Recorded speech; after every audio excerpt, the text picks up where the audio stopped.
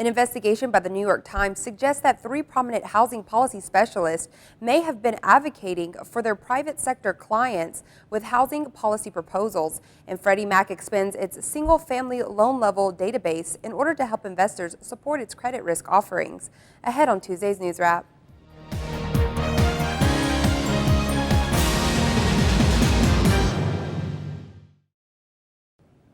Some in the industry have initiated a charge to eliminate Fannie Mae and Freddie Mac and take over the mortgage industry.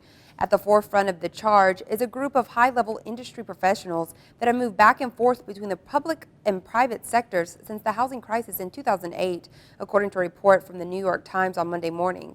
The Times suggested that some of the country's high-profile housing policy specialists who are instrumental in proposing a series of recommendations to wind down Fannie Mae and Freddie Mac were at the same time advocating for the private sector clients in order to receive a share of the $5.7 trillion mortgage market.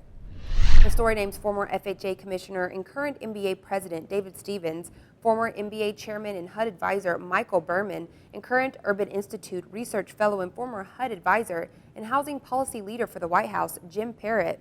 All 3 deny that there is any conflict of interest or ethics violations.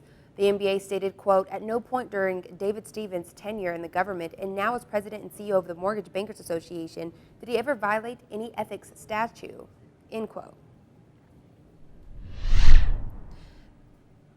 Freddie Mac on Monday announced that all fixed-rate single-family mortgages have been added to the enterprise's publicly available single-family loan-level database, bringing the total of mortgage loans at the database up to 21.5 million. The goal of the expanded database is to help investors build more accurate credit performance models in support of Freddie Mac's single-family credit risk offerings by providing transparency for a wider range of mortgage loans owned or guaranteed by Freddie Mac, according to the announcement. You can check out these stories on the latest happenings in the industry right here on our site. Thanks for joining us. We'll see you again on Wednesday. Until then, stay with DSNews.com for all of your most relevant default servicing news.